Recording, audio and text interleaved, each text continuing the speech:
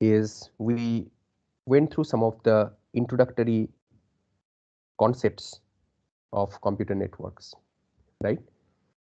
So we tried to understand the history of computer networks. We tried to understand the different types of flows of data, simplex, half duplex, full duplex communication, etc. We also understood the concept of protocols that would be required in order to send data from one device to another device in the network. So we'll proceed further and we'll try to understand a couple of other things. We have also understood in the last class about the different types of connections that are relevant for computer networks. So for example, point-to-point, multi-point or multi-drop connection. We have understood the requirement of performance metrics, performance measures relevant to networks such as throughput, delay, quality of service in general, reliability, security, and so on. So today we will proceed further and we'll try to understand the topologies.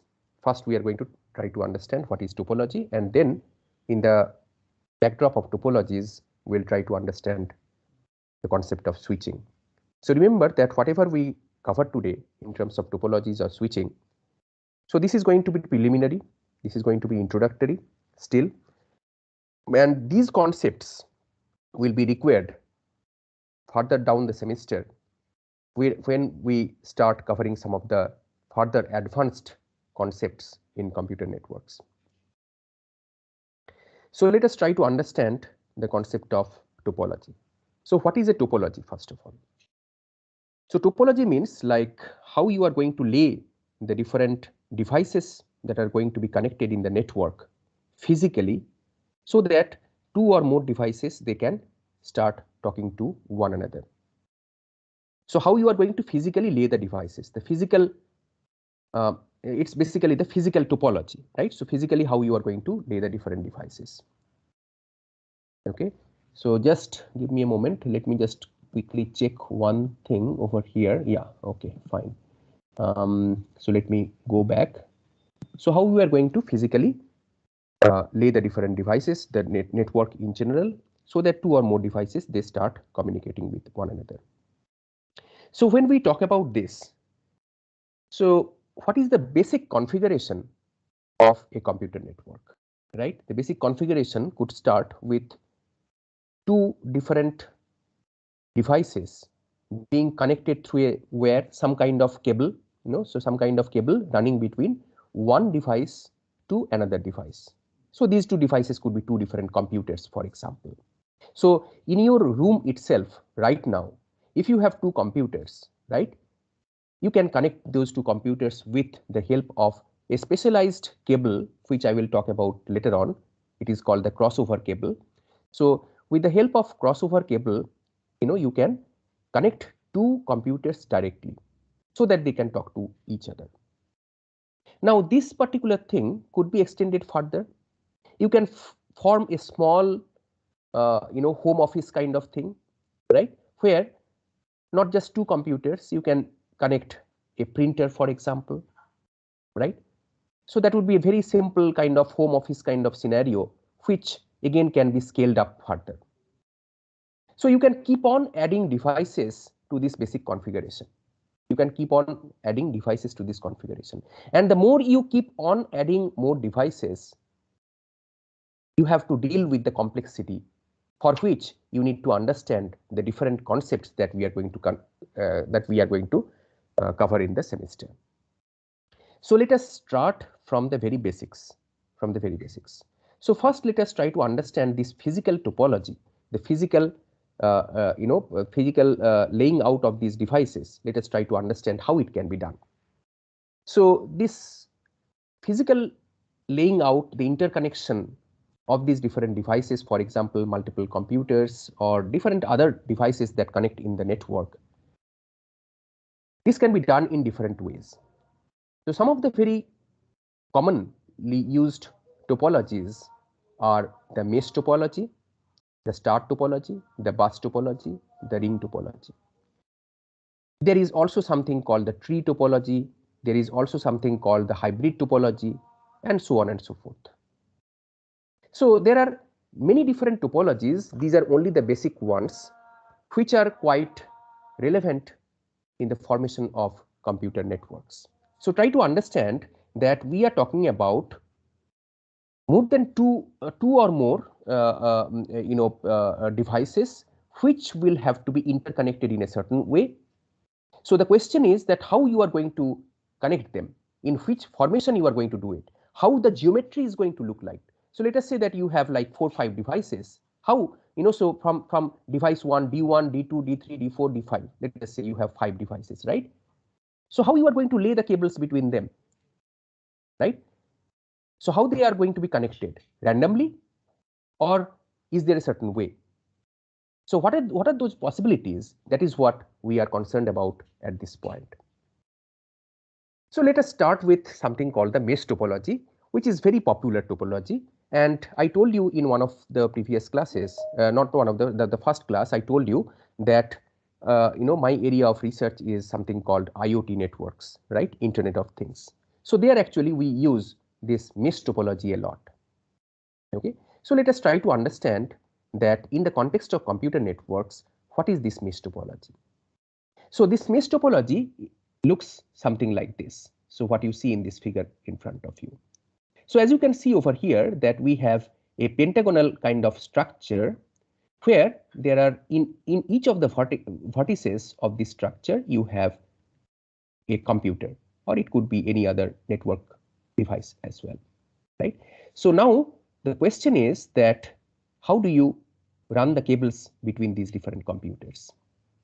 So in mesh topology, the idea is that you need to run from every device. Let us consider this device, right? From this device, you have a dedicated point to point. So this point to this point link between the devices. So from this device to this device, you have a dedicated point to point link. From this device to this device, you have another dedicated point to point link. Like this, the process continues. So from each device, you have a dedicated point to point link to all other devices. So you see that for all the devices, the process continues like this.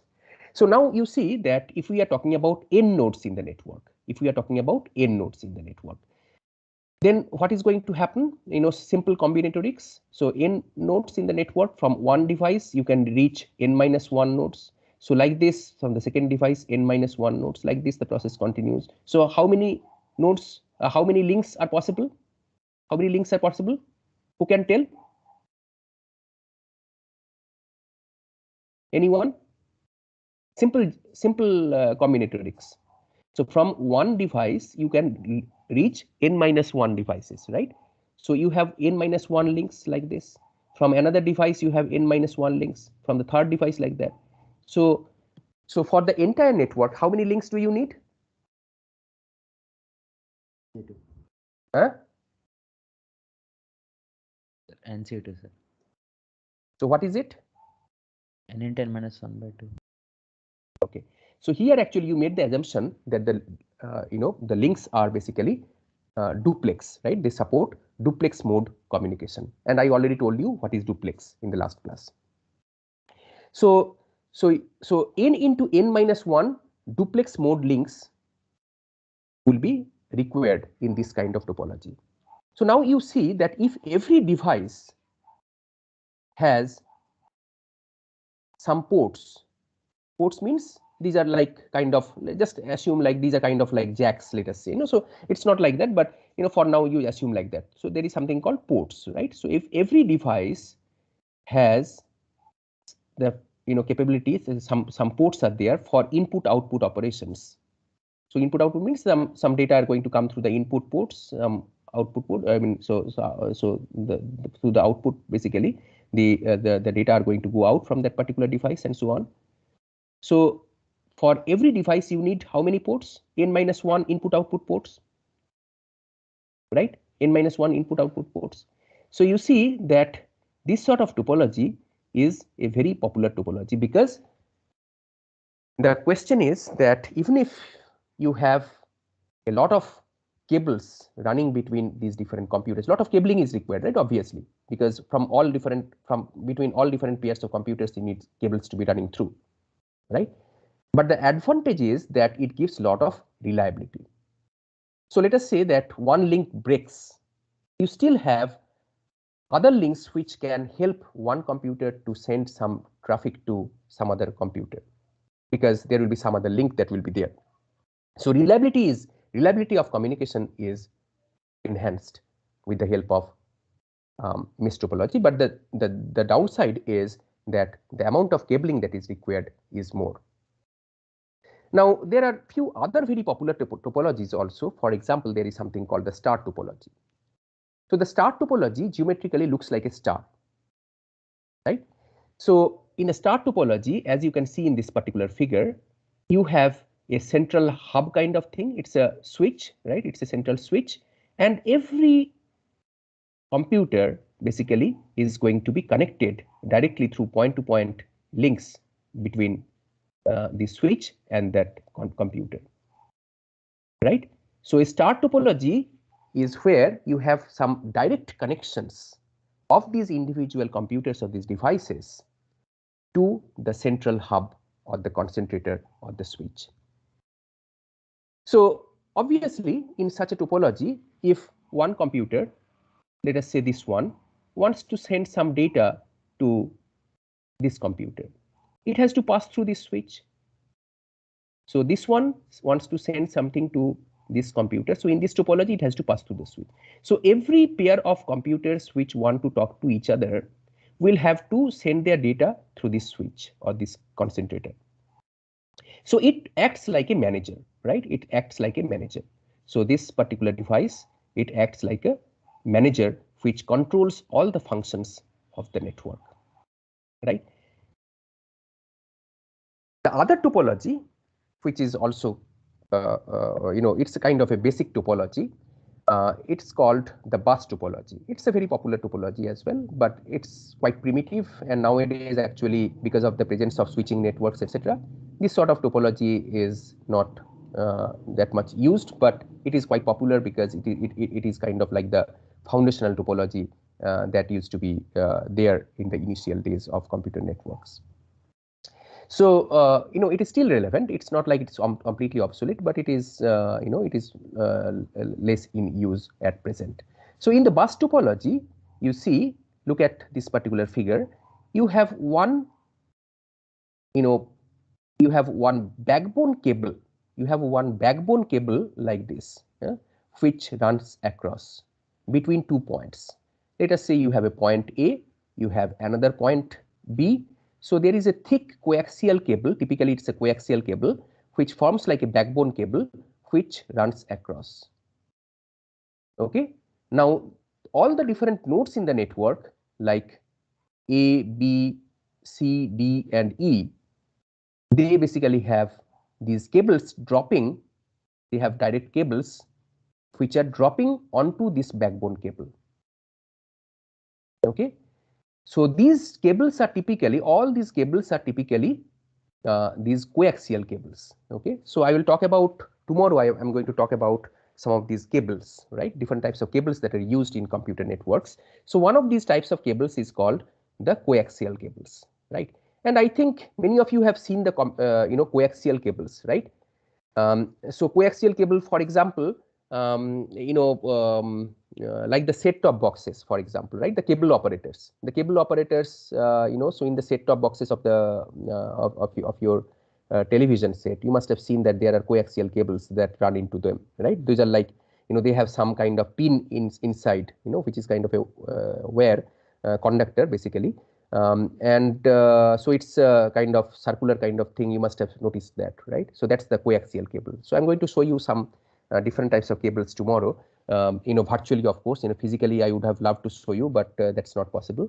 So let me see, what I can show you for regarding the cables tomorrow. So the main point is that you have one big thick coaxial cable, which is called the bus, and onto the bus there are these different computers which are going to drop into them into the bus with the help of thin coaxial cables with the help of thin coaxial cables.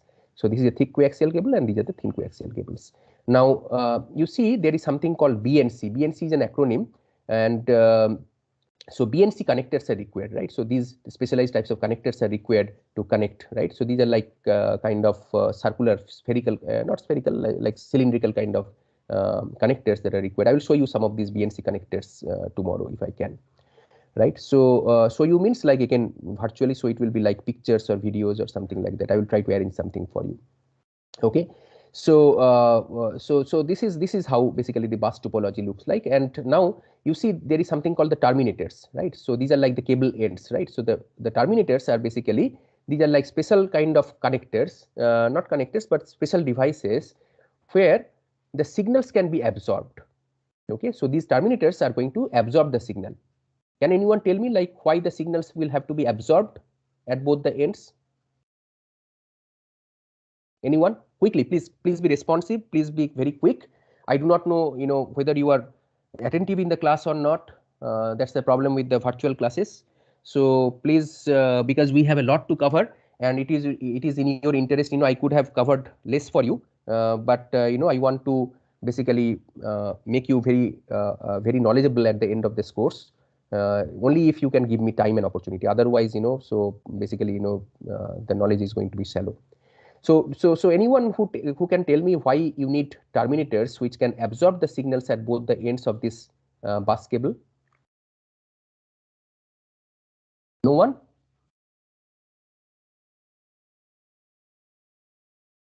Anyone? Quickly.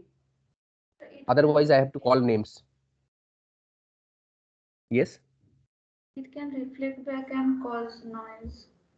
So that is what is desirable, or that is not desirable? Which one? You tell your name first. I'm Shunanda. Sunanda. So Sunanda. So reflections are desirable or not? Not desirable. Not desirable. So you are very right that see, if you do not have this kind of device which is going to absorb the signal, then there will be reflections from both the ends, right?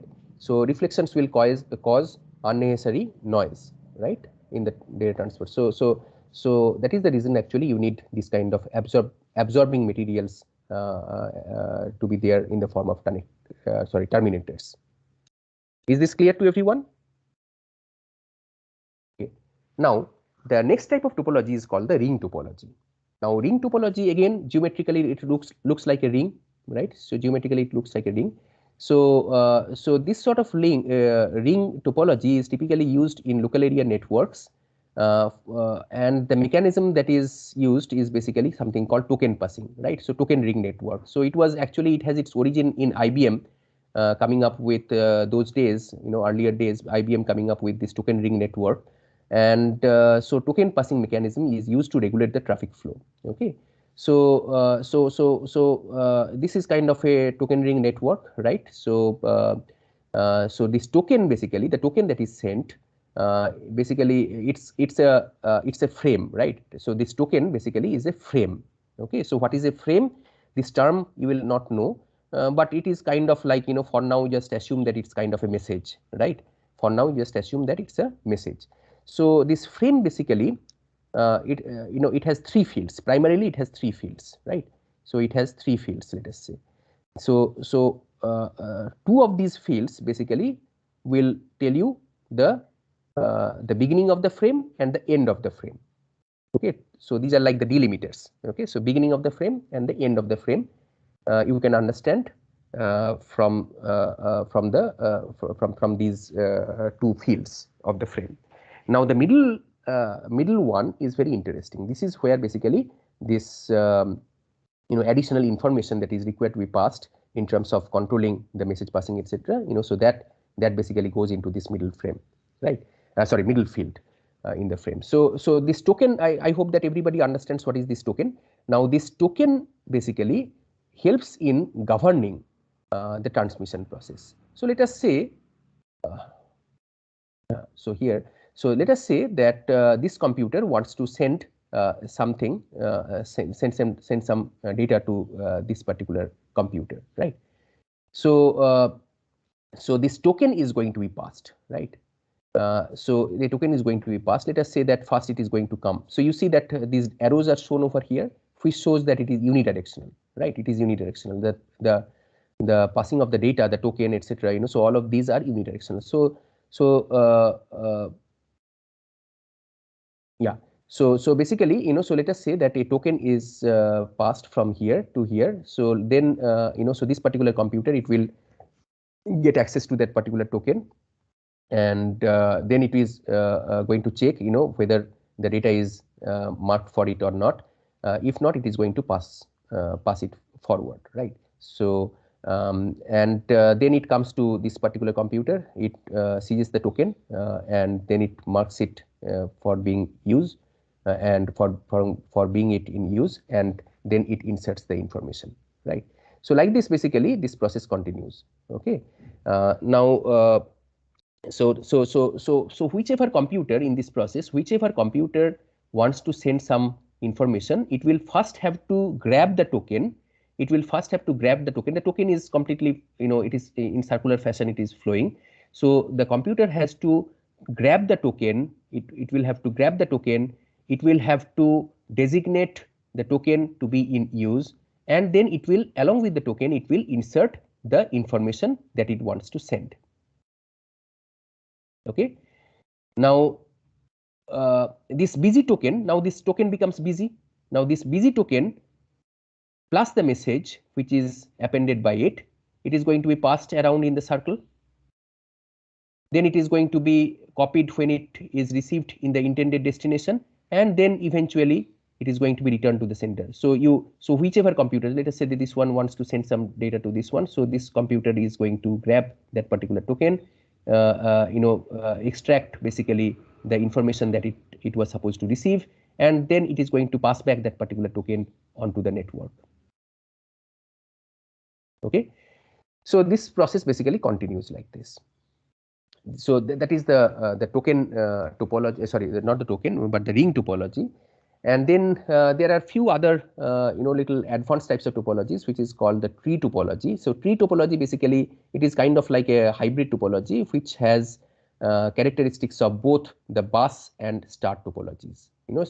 So you see over here, it looks like a tree. So you have kind of a the trunk of the tree kind of thing. So this is the bus, right? And coming away from these is not a single computer, but a star configuration of computers, right?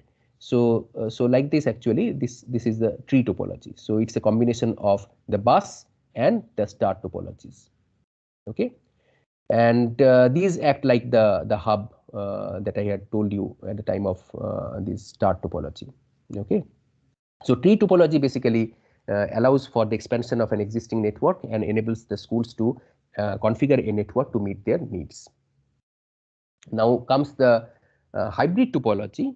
Hybrid topology, it's a kind of generic kind of topology where you can have different types of topologies being combined. It's a hybrid of multiple different types of topologies, not just the bus and the star, but multiple different types of topologies can be combined, right? So for example, over here you see that multiple, so each of these is a bus topology. So you have one bus topology, you have another bus topology, you have another bus topology, right? So and then you have this hub, and these individual buses, together forming kind of a star, right? So this is one type of hybrid. Like this, actually, you can have different other types of hybrid topologies also to be formed.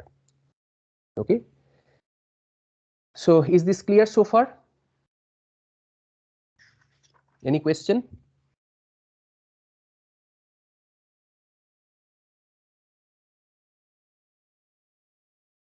Now let me ask you some question over here. I told you about the ring topology, right? Now can you tell me what sort of network device will be required over here in each of these different computers? Can you tell like what sort of network device will be required in each of them? Anyone quickly?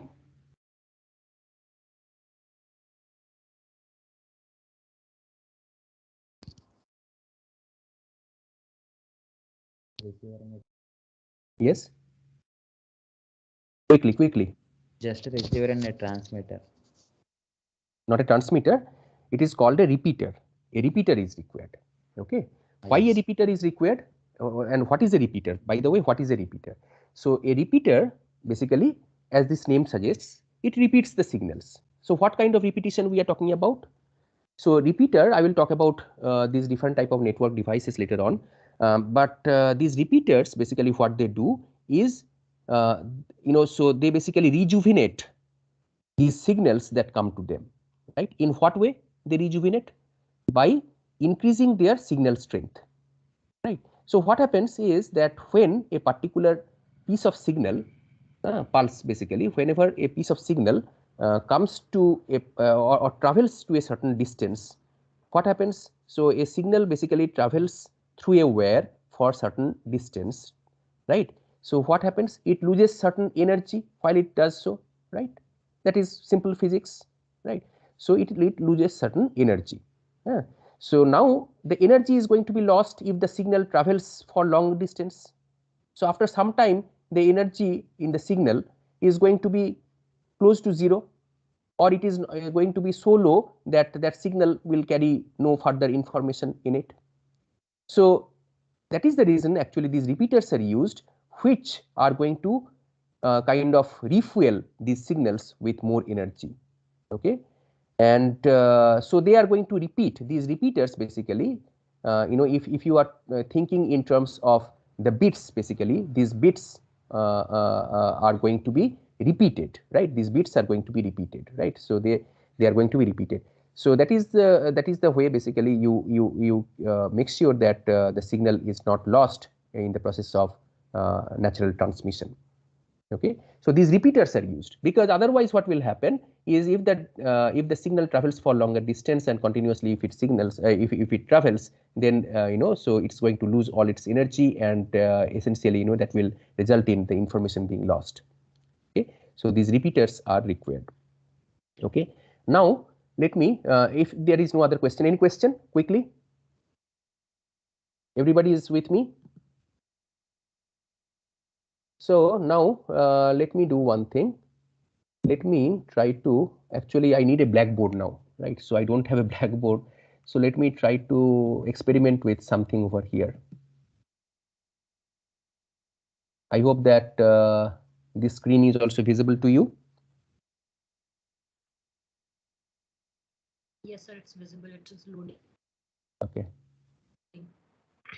So let me do one thing. So let me try to draw something for you. Okay. So we need to really understand, really need to understand how these multiple computers are going to be connected. We need to really understand that, right? So one possibility we have already seen, right? One possibility we have already seen, that we can simply,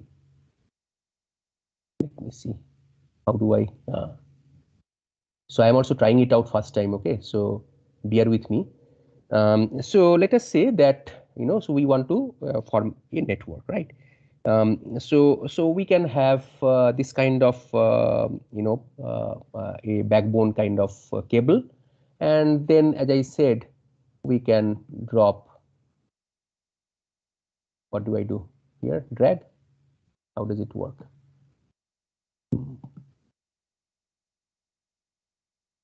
Okay, something has come. Okay, so like that we can have these multiple ones like this. Okay.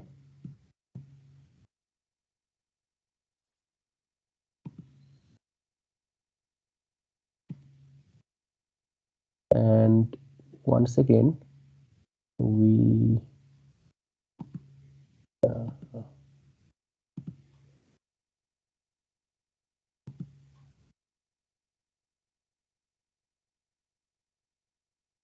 this one or what? No. This one should be okay. Okay, let me grab one of these. Yeah. So like this, actually, we can have these, these rectangular boxes represent the computers, right? So we can have these different computers like C1, C2, C3, which are like hosts, which will be dropped onto this backbone kind of thing. So this is kind of a very simple kind of network that you can form. And if you are doing at home, then so it will be like a home or in a department kind of thing. Then you form a local area network, right? Now, so this one is actually, it is okay, it will work only if you have a few computers. Okay, only if you have a few computers. Now the main problem is that most of the LANs today, okay, so they have several computers which will have to be interconnected. Okay, so for that you need the help of something called the switch. Okay, the switch basically helps in this. Now, so a switched network looks like this. So excuse me about this drawing over here, because what I'm trying to do is I don't even have a tab. I'm just doing it from my laptop, right? So drawing is becoming a little difficult. So in a switched network, you have these multiple these small rectangles basically represent, let us say, the different hosts or the different computers, right? Now each of them, they are going to be connected like this.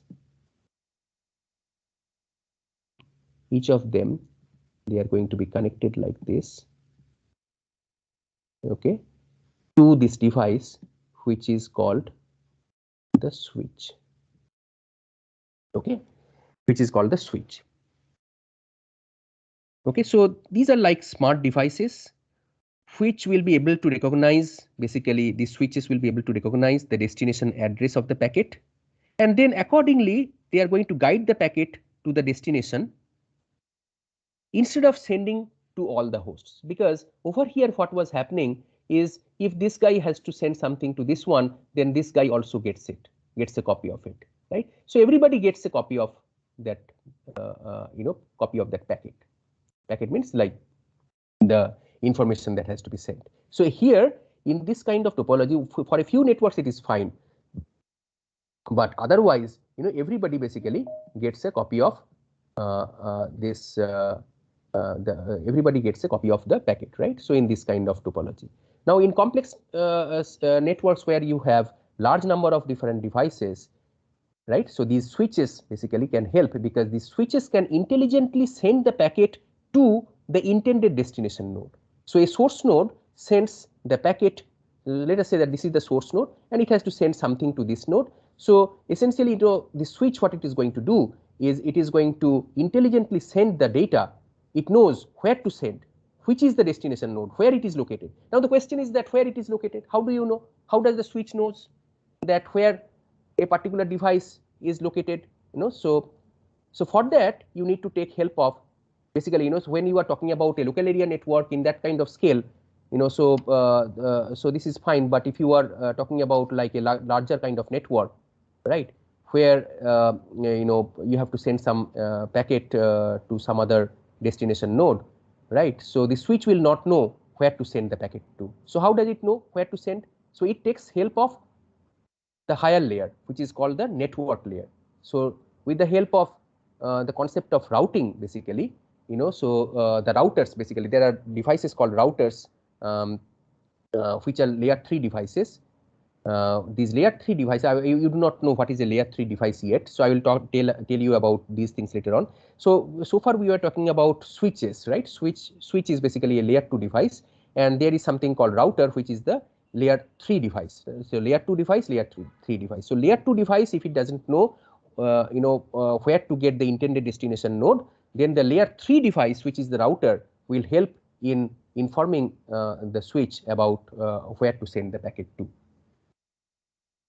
Okay, so we will deal with all these complexities later on, but for now just try to understand the importance of these switches. So this is basically something called the local area network, right? So local area network, it's just a small kind of smaller kind of network, right? And it's just the dimension, that the scale basically is small, but this concept basically can be extended to interconnections over longer areas, right, longer distances, with the help of the WANs, which we talked about last class, right? So let us talk about this wide area network, which is the WAN. Let us talk about WAN now. So with the help of this WAN, so let us talk about these WANs, right? Wide area network. So with the help of WAN, it is possible to send the data from one LAN to another LAN. So a LAN is typically restricted to, let us say, just a small office or a building or maximum a campus or something of that dimension, right? Now the WAN basically has a wider geographical span, right? So it can span across a town, a state, or even a country, right? So wide area network basically can span for longer distances like this.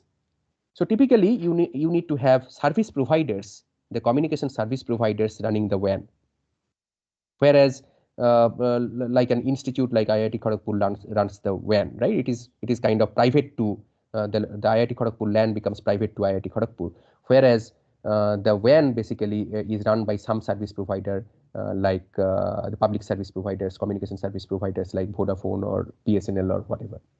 Okay, so now this WAN, let us try to understand that what sort of WAN connectivity we can have. So for this, you need two connecting devices, WAN devices. This is one WAN device, connecting device, and let us say that this is another WAN device, right? And you have a connecting medium like this, some backbone, connection. So this is like one end of the network, and this is another end of the network, and this one basically connects to, let us say, some local area network, and this one, let us say, connects to another local area network. So what do you have over here? You have point-to-point link in the WAN. You have a point-to-point WAN connectivity. So this is a point-to-point WAN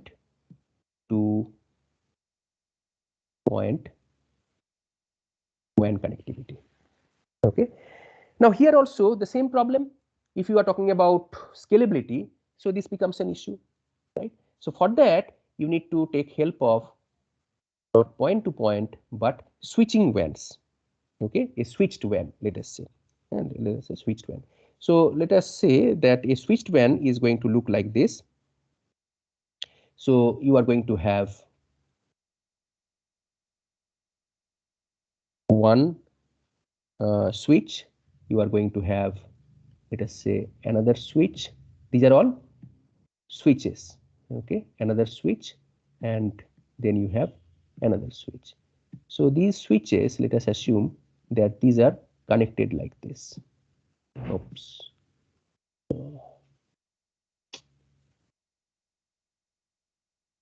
These are connected.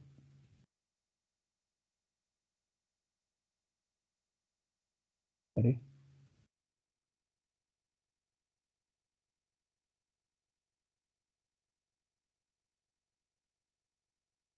Let us say that these are connected like this. Okay. Now every switch gets to another network. This switch connects to multiple networks. This one connects to another network. This one could be connecting. Why it is happening like this every time? This one will be connecting like this. This one could be connecting like this, and so on and so forth. Okay. So this becomes a switch based LAN. Okay, a switching LAN. Okay. So for every, sorry, not switch LAN, switch WAN. Okay, so we are talking about WAN now. So a switched WAN basically is a network with more than two ends. So here what we had seen over here earlier what we had seen is a point-to-point WAN connectivity between two different networks. Okay, two switches are there between two different. So here what we are seeing is basically a switched WAN with more than two ends. So so now the question is that why do you need this kind of switched WAN? Exactly the same reason as in the case of this switched LAN basically. So basically with the help of this switched LAN, yeah, is the whiteboard visible to all? Nidhi has written. So is this whiteboard visible? Yes, sir. Okay, good. So basically, so what is the reason why you need a switched WAN then? Basically to make the intelligent decisions, right? Exactly to which switch it has to be sent, right? So instead of sending the data across and flooding all the switches with the same information, so a switch which receives the data, it knows exactly to which other switch it is going to send and how it is going to send. So that will be known to it, right? So this is basically the switched WAN. Okay. Now, if we are talking about the internetwork, right? So we have talked about LAN, switched LAN, WAN, point-to-point WAN, and point-to-point, and switched WAN. We are talked about 4 of these different types of topologies. Now let us talk about the internet work. So in an internet work, what is going to happen? Let us say that again, let us assume that we have, so let us say that, so this is one campus of IIT Kharagpur, right? So IIT Kharagpur also has multiple campuses which you might be knowing by now. So let us say that IIT Kharagpur, let us say main campus, right? So our campus over here, and let us say that another one is IIT Kharagpur Bhubaneswar campus. Let us assume. So we have 2 different campuses, right? So you see that one is in Kharagpur, the other one is Bhubaneswar. You understand? So now the point is that this one runs, this main campus has this LAN over here, and this office, Bhubaneswar office, has another LAN.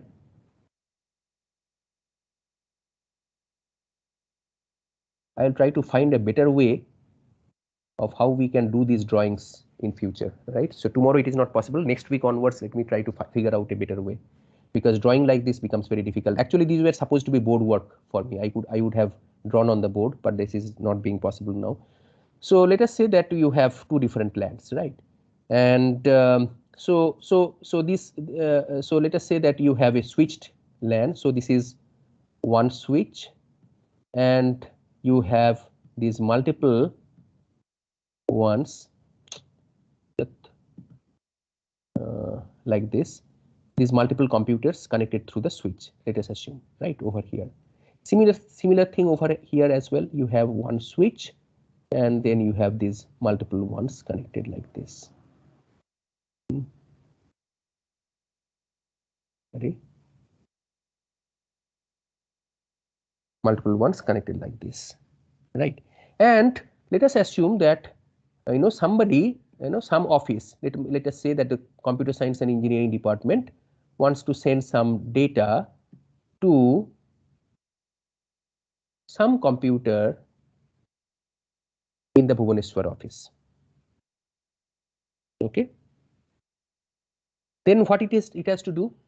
So the first the data is going to come to the switch.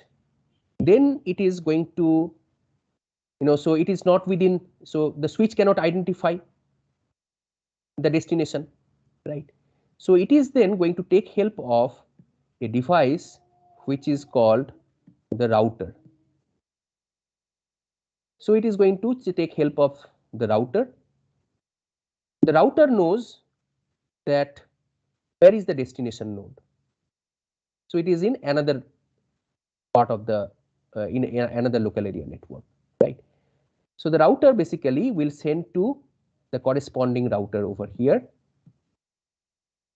Then once it arrives over here, So it is going to be sent, and over here the switch basically knows that which destination computer it has to be sent to, so it will be sent over here. So you see that once it passes the boundary of the LAN, the router basically helps in identifying how to send the packet to, where to send the packet to. So what do you have over here? You have a point to point, you have a point to point link between these two routers. You have a dedicated point to point link. Why do you need a dedicated point to point link? So how can you get it? You can lease basically from the service provider. So whoever is the the WAN service provider, basically you can have a point to point link being leased by the institution. So let us say IIT Kharagpur, to have this kind of connectivity. Point to point link can be leased, so that the the employees from one office can have communication, efficient communication with the employees of another office. Okay. So what is the time now? Time is up. You see, I could progress only this much. Any questions so far? Any question? So you see, what we can do now is that this is something that I have shown you, how we can build kind of a small internetwork comprising of two LANs, each having an individual switch connected through point to point link between two dedicated routers. Point to point dedicated link between two routers. So we have built a small internetwork. Now this thing can be extended further. This thing can be extended further. So then you can basically have a switched LAN, multiple switched WANs taking part in the process, so that the computer from an individual computer from a LAN will be able to talk to another computer which is there in another LAN of maybe another organization. It doesn't need to be necessarily of the same organization. It can be part of another organization. Okay. Any question? So next, what I'm going to teach you, now it is not possible, time is over, but what I'm going to teach you is how this switching is going to be done. And next, after a few classes, I'm going to talk about how this router is going to work, how this switch is going to work, what is the switching technique, and then how the router is going to come into picture. That we are going to cover when we discuss about something called the network layer. So for now, let us try to understand that what are the different switching techniques. So when I talk about switching techniques, today not possible again, maybe tomorrow. So when I talk about switching techniques, these switching techniques, different switching techniques are there.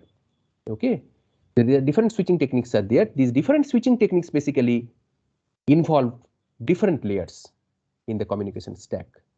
So we have not talked about communication stack yet, mind you. We'll do that later on. So my idea is that I'm trying to empower you in such a way that from a very small dedicated point-to-point link to building a complex internetwork, how we can do it step by step, right? So today we have learned how to build these different topologies, right? And then how to build small networks, starting from a LAN to a WAN to an internetwork. We have seen a brief idea, we have got a brief idea of it, and we are going to extend it further. Okay, so let us do that. Tomorrow we'll continue with this. Any question once again? Everybody is with me?